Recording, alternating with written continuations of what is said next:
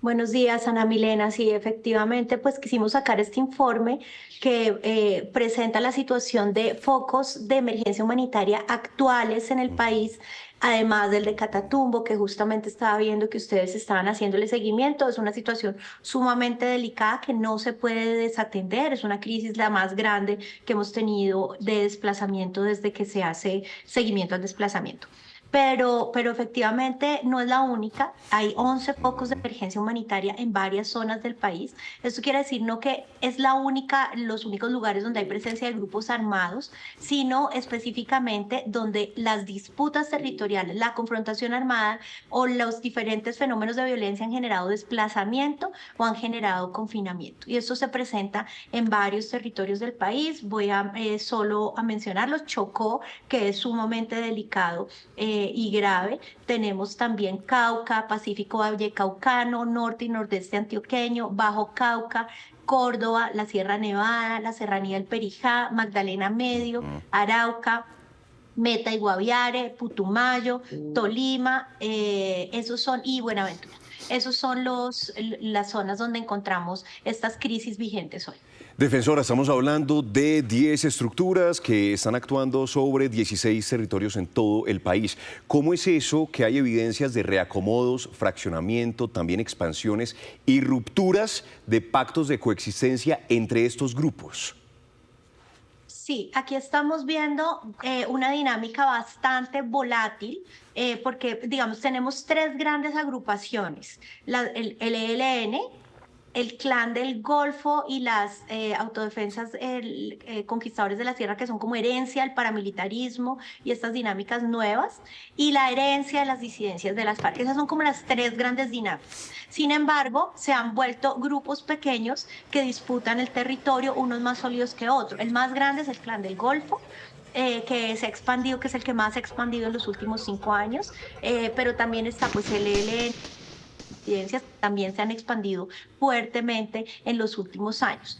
Ellos a su vez tienen grupos y ya empezamos a ver la disidencia de la disidencia. Por ejemplo, el llamado Estado Mayor Central, que eran las disidencias de las FARC, se dividieron el año pasado entre las disidencias de Mordisco y las de Calarcá. Hoy las disidencias de Mordisco, por ejemplo, en el Valle, tienen una disidencia en Valle Cauca, que es la disidencia Yair Bermúdez, el Frente 57, que es la disidencia de la disidencia. Entonces estamos viendo una fragmentación que es volátil, cada vez es más difícil de seguir. Lo que está pasando es que se están disputando pues la presencia del territorial. A veces hacen alianzas ocasionales por intereses territoriales que después pueden ser, digamos, generar rupturas. Por ejemplo, en Catatumbo lo que vimos fue un pacto de coexistencia entre el Frente 33 de las disidencias y el ELN, que se rompió y generó esta crisis. Pero hoy en día, por ejemplo, estamos viendo en el Chocó que el Clan del Golfo, el denominado Ejército Gaitanista, se está uniendo con las disidencias de Mordisco para enfrentar al ELN. Pero eso puede durar tanto como sea conveniente para sus fines estratégicos en el territorio. Entonces es una dinámica de fragmentación, reacomodos, y que, como digo, es volátil. Sí, defensora, pues hablemos de la gente, porque las consecuencias de estos enfrentamientos son los desplazamientos, los confinamientos, gente que ha tenido que regresar básicamente porque se han dado cuenta que han perdido todo o que lo pueden perder, aún más homicidios, pero también constantes amenazas de esos grupos ilegales. ¿Cuál es? Transpórtenos a lo que está viviendo la gente en territorio, defensora.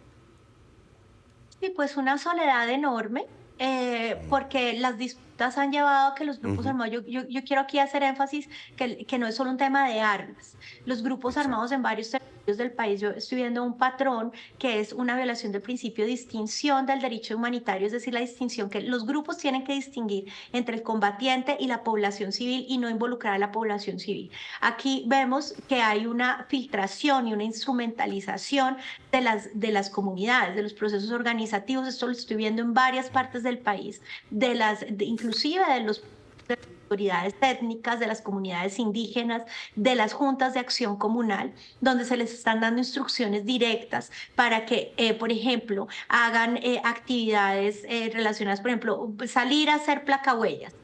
salir a hacer marchas en favor de un grupo o del otro, carnetizarse, bueno, diferentes situaciones. Cuando los líderes no aceptan, pues el riesgo es enorme. Esto está generando un debilitamiento de las organizaciones y los procesos organizativos. Entonces, bueno, donde ya hay emergencias humanitarias, desplazamiento, pues hay confinamiento que afecta 8 de cada 10 personas confinadas pertenecen a comunidades étnicas. Procesos campesinos que tienen que dejar completamente sus veredas, sus procesos organizativos, el reclutamiento de niños y niñas que ha aumentado dramáticamente, entonces niños y niñas que son reclutados un día y al otro día los estamos viendo muertos. Defensora? ¿En cuánto ha aumentado ese Entonces, reclutamiento de niños y niñas? Defensora, qué pena le interrumpo. sí, no hay problema. El año pasado cerramos con un reporte de 409 casos reportados en nuestro botón de reclutamiento. Sabemos que el subregistro es enorme porque son casos que verificamos, digamos, entrevistando directamente a las familias, y eso en la mayoría de los casos no es posible.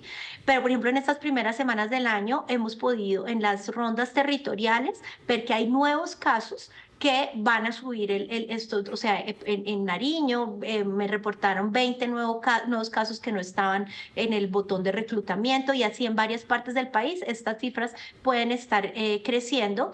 Vemos que, por ejemplo, quien más es evidente que lo hace son las disidencias de mordisco, pero todos los grupos lo están haciendo. Algunos pagan a los chicos o a sus familias y eso genera mayor estabilidad.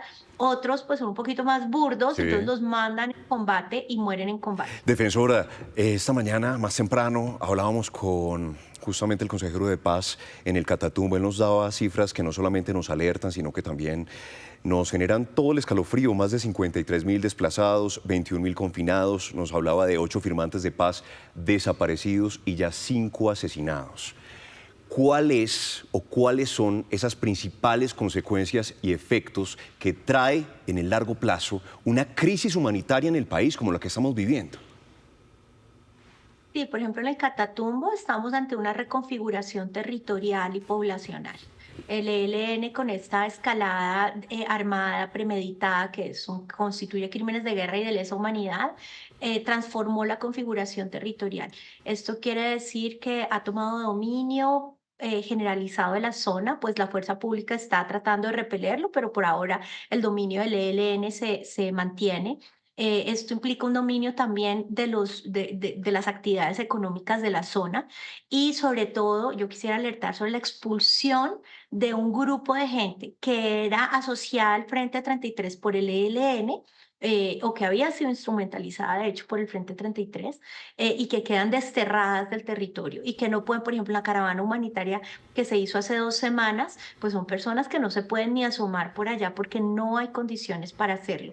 Entonces esto genera una reubicación de la población, de los procesos organizativos, de los procesos productivos inclusive, porque muchas personas pues tienen que dejar atrás sus tierras, dejar atrás sus cultivos, todos pues sus proyectos productivos para dar paso al dominio de los actores armados. Sí, defensora, dicen ustedes, el 73% de los municipios del país están bajo influencia de grupos armados ilegales. Es la defensora Iris Marín, muchísimas gracias por estar con nosotros aquí en Noticias Caracol.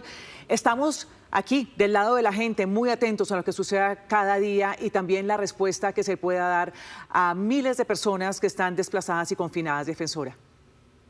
Solo una cosita, si me permiten, y es que el panorama es muy duro, y para nosotros en la Defensoría del Pueblo es muy duro como ser quienes salen a dar las malas noticias, pero realmente yo quisiera dejar un mensaje, y es que esto se puede reversar y se puede enfrentar con la acción institucional civil y también el de la fuerza pública de todo el Estado. Es decir, aquí la idea no es que caigamos en el fatalismo, sino alertar para podernos unir y poder reversar esta crisis. En la actuación, defensora, ¿qué es lo que necesitamos hacer? Sobre todo por parte del Estado, que es lo que reclaman estas comunidades. Defensora, siempre agradeciéndole la atención al llamado que le hacemos acá a Noticias Caracol, que usted siempre nos atiende.